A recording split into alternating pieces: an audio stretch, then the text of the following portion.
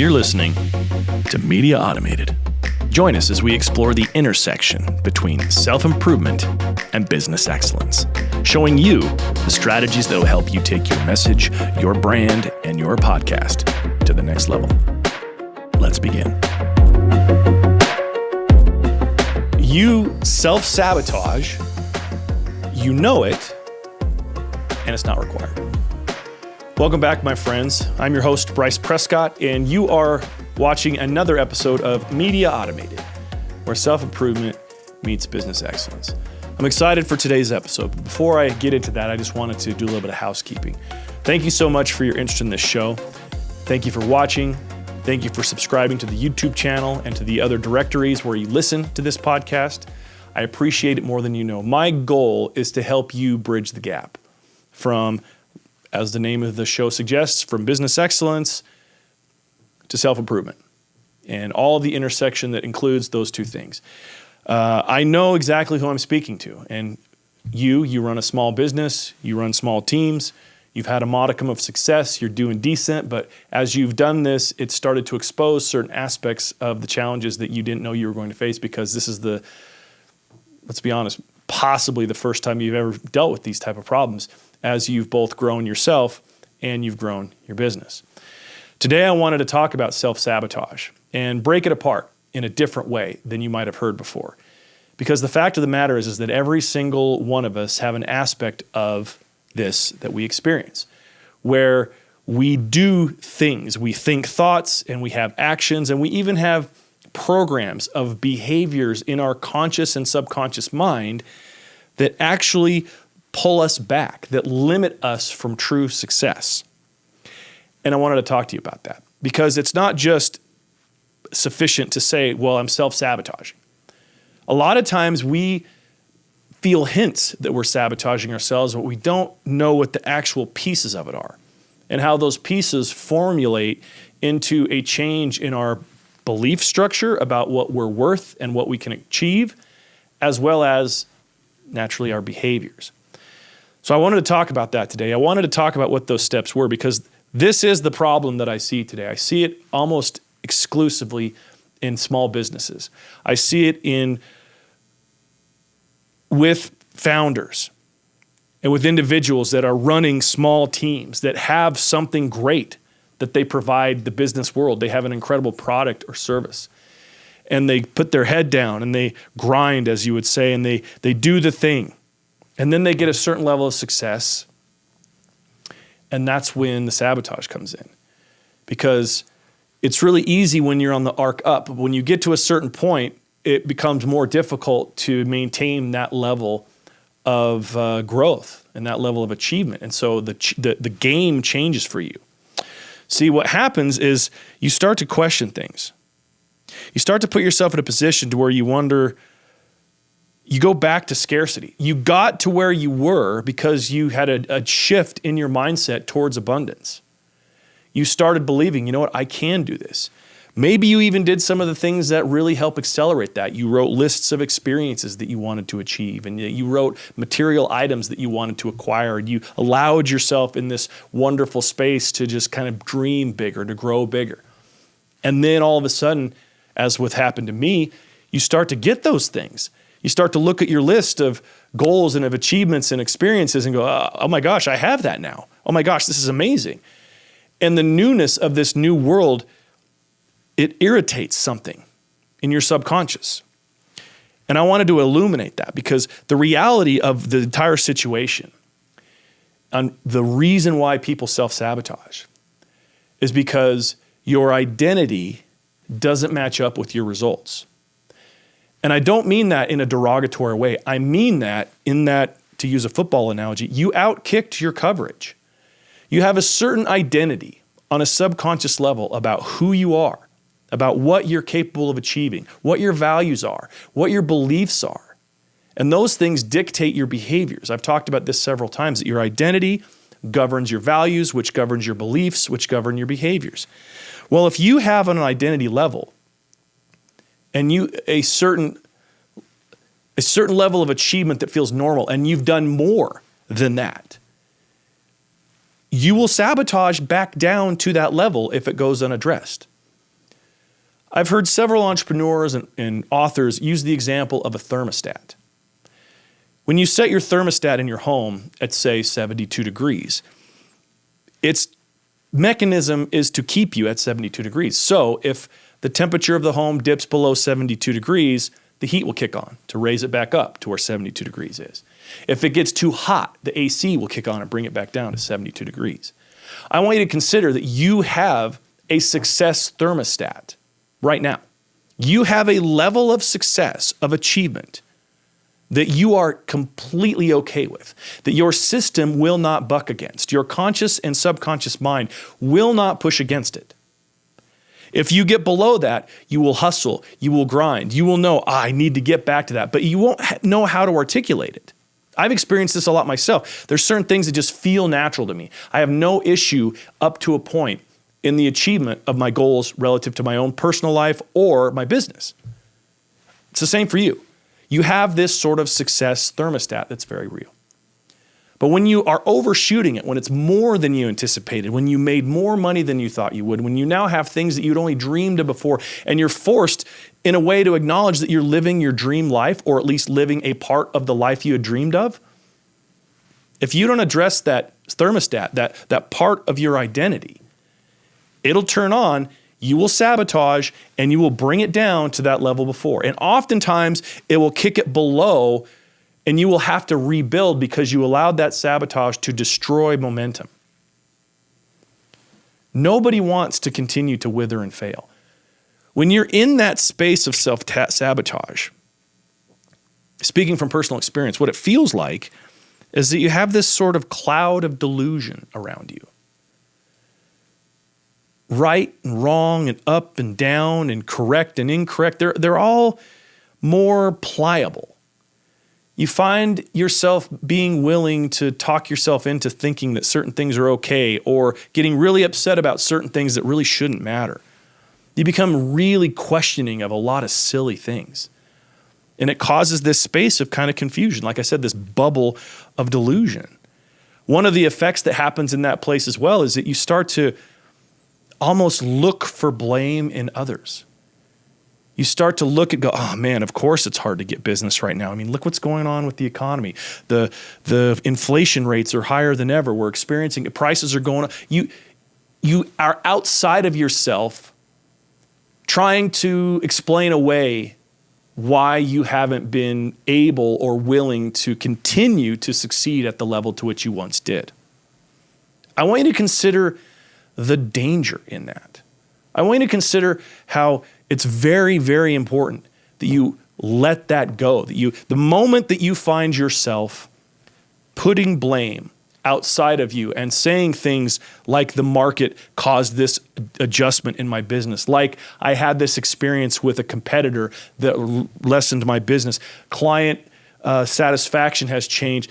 When you're not putting the onus back on you for the success of your business and you're blaming things outside of you, that is a key indicator that you are in sabotage mode, that you are not looking at the things in front of you as opportunities, you're looking at them as reasons why you're failing.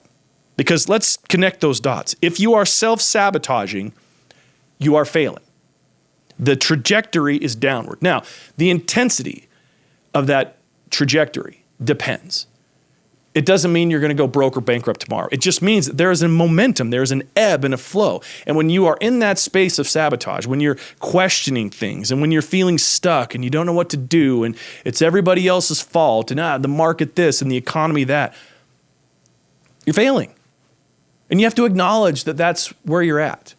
And truthfully, that's the only way to get out of it and to make that shift is to stop allowing yourself to put the blame anywhere else. There is a very important connection that all high-level entrepreneurs and successful people make. And it's on a spectrum, it's on a scale, basically.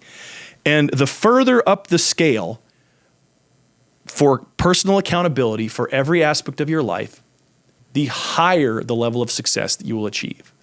So all of us can recognize on some level, it is up to me. You've heard that phrase, if it is to be, it is up to me. Okay, this is true.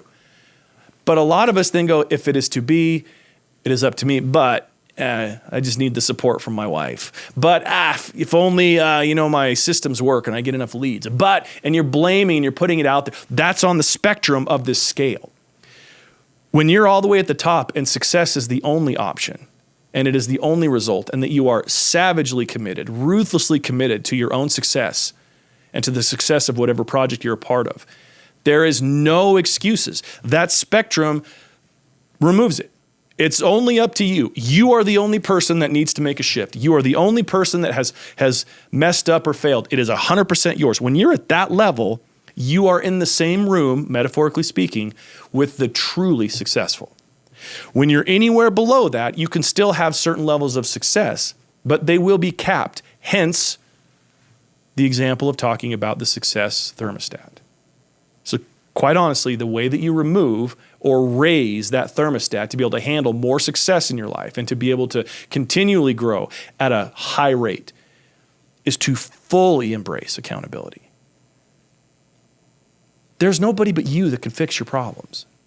You might think, if I had some more money, or if I got this support here, if this was happening here, if my marriage this, you can think those things, but those ideas are drugs. They are drugs trying to sedate you out of the reality that you are the one that has all of the power. There is nothing that you can't do that can help you achieve more and to be more successful. In every area of your life, you have full control. You have control over your body, how much you exercise, how you eat, how you pay attention to the needs of your body. Same with your relationships, same with your business, same with your spirituality and the way that you commune and connect with God and spirit.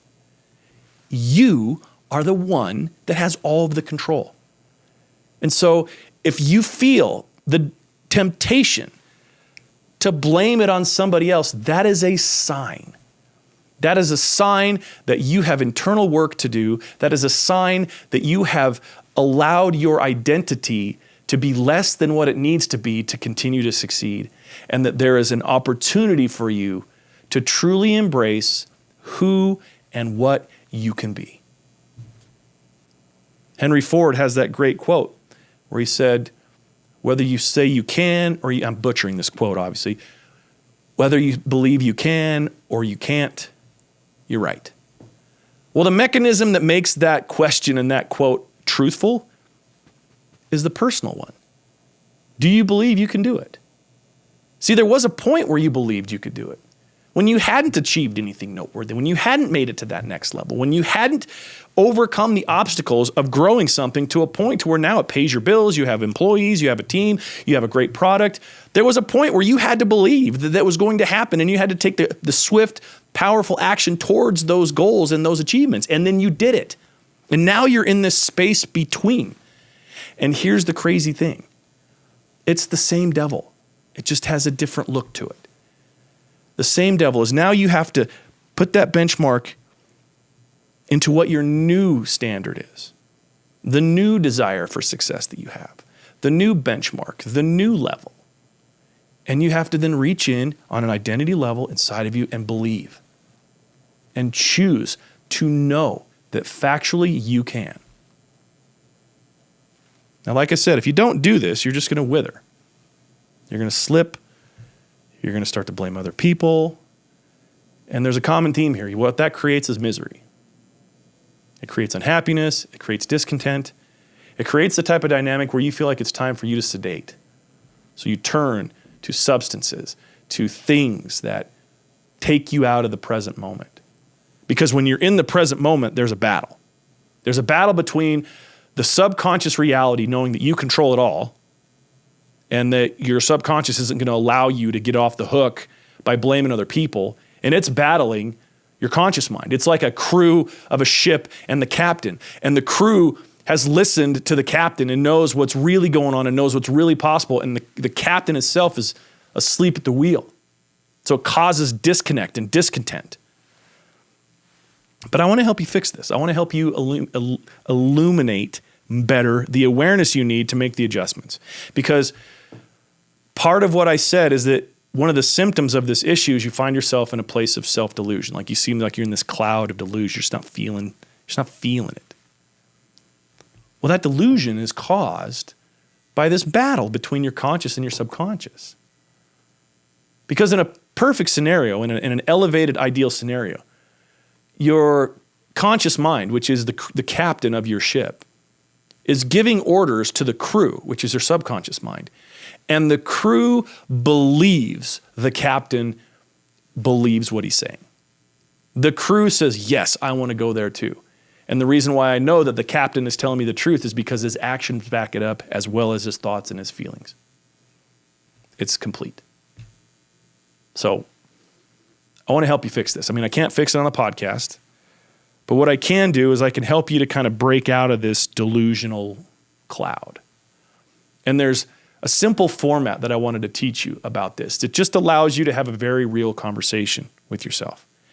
You see, in any given moment, there are three things to which you can focus on and to which I encourage you to understand relative to your current experience. And those three things are as follows. There are factual things associated with you, your output, your thoughts, your success, your failures, the whole thing. There are facts. Facts are answered with yes or no questions. So ask yourself certain things. Did you close a sale today? Yes or no? That's a fact. Did you pay XY bill? That's a fact. Did you? Those are facts, okay? The truth is in facts. There is no my truth in this area of fact. There is just the truth. And so there are things that are causing this bubble of delusion that you're experiencing to which you are denying fact. Here's an example I'll use for my own personal business. The past several months, I have been in a space where I've recognized that my next level for Media Automated and for the podcasting work that we do is to create marketing funnels and offers that are not required for me to get referrals for it to work. To have actual marketing where I'm putting a message, I'm putting an offer into the marketplace that's just a cold offer. It's a cold message. It's in front of people that have never heard of me to grow my business. I had not done that. So the fact was, did I have marketing before that? I could say, well, I'm a referral-only business and I've been really good at this and we've achieved these great success. But the fact of the matter is that I had to answer that question. No, I didn't have marketing. That's a fact. No marketing. Yes or no? No. Okay. What in your business is something that you have to factually come to terms with? Because there's areas of your business where there's foundational things when it comes to how you handle your accounting and your bookkeeping and your taxes. Then there's things with your marketing and your message and your brand and how you put yourself out there in a way that either gets you business or doesn't. Then there's the sales aspect of each one of the offers that you put out there and getting people to see the value that you can create for them in exchange for their money and their time. And then there's fulfillment and how the interface with clients works. There are facts associated with your behavior and results in every single one of those areas that I want you to consider asking yourself. What are you doing good at? What are you not doing? Did we do this bookkeeping? Yes or no? Did we have this marketing thing? Yes or no? Did we analyze this? Yes or no? Get very clear factually with yes or no questions about where you're at. The second thing is that from that standpoint, I want you to consider your feelings, because the second part of this two-parter is the first is facts. You have to understand factually where you're at to be able to burst this bubble of delusion. And second, you have to acknowledge how you feel about it.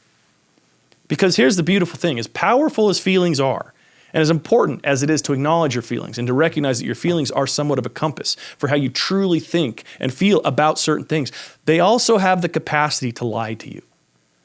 Oftentimes, your feelings are results of programming inside of you that has come from years and years ago where you have this idea about something and it evokes a feeling.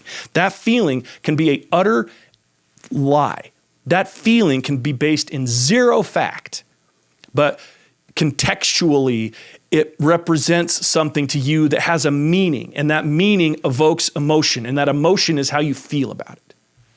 So, part of what I'm discussing today is you have to be honest with yourself about how you are feeling relative to your own sabotage. How you're feeling relative to looking at yourself from a different space of your identity. How you're feeling about your results, your team, the people around you, your own product and service. See, if you recall, I talked that one of the symptoms of this self-sabotage is you start to question everything. You question your own products and services and where you fit and everything. Well, if you're feeling that, you get to look at that and be like, well, what am I feeling? And in that space of questioning your own feelings and asking what and why, there is data. There is answers to give you knowledge. And that knowledge can be what you then use to transition and transform out of that space that's not serving you. Number 1, facts. Number 2, feelings. Number 3 is there are results. Results are similar to facts. They are associated with yes or no questions. Did I make X amount of dollars? Yes or no? Does my team perform at a specific conversion rate? Yes or no? How many offers do I have out there? Are they converting? Yes or no? Results. Results are associated with what is. So you have facts on one side, your feelings in the middle, and results on the other side. You have a fact sandwich. And if you want to get out of this space of delusion, you want to slow or stop the self-sabotage, you've got to ask yourself these questions. You've got to realize, well, what are the facts of where I'm at? What are the feelings of where I'm at? And what are the results of where I'm at? Because oftentimes we confuse results with feelings. That we think that our feelings are a result. Well, I'm feeling this way. This is what it is. No, your feelings are your feelings. Your facts are the facts. And your results are the results. And by simply differentiating these 3 things and allowing yourself to compartmentalize what your experiences are in these 3 areas, I promise you it will give you clarity. You will see differently your experiences and your challenges and what you're dealing with. And the reason why you will see it differently is because you will be able to look at it with a different lens. Everybody that has been to a 3D movie knows when you put those glasses on and you look at the 3D screen that looks all blurry and everything, all of a sudden there's a different depth and a different clarity and a different entertainment value and to the vision you're seeing. Right now, you're looking at a 3D movie without your glasses on. And you're feeling blurry and you're in this delusion bubble and you don't know what's next and you're not believing you're going to achieve and you're feeling stuck. And when you put those 3D glasses on by analyzing your facts, your feelings, and your results, things get clear for you. And it's in that clarity that you can then make decisions.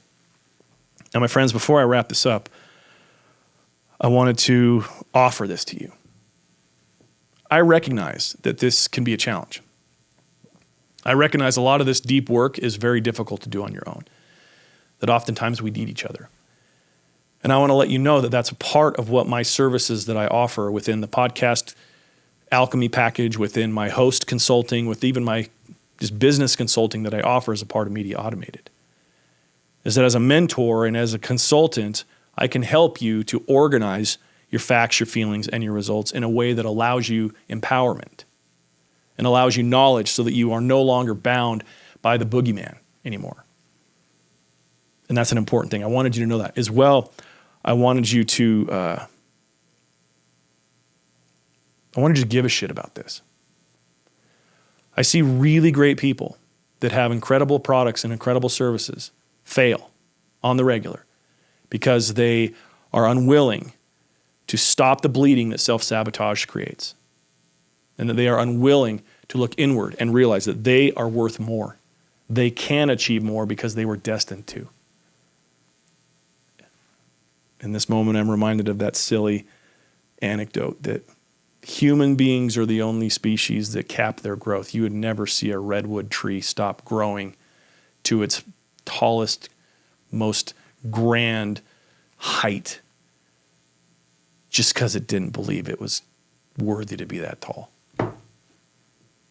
You are worthy for your next level of success. You just have to stop sabotaging yourself to get there. My friends, let's wrap this up. If you've gotten anything positive about this, out of this episode, I would ask just a small favor. Please share this episode. If you have any interest in furthering the conversation with me, you can go to mediaautomated.com, and there is a book a call link in the right corner where you can get on my schedule to have a conversation with me.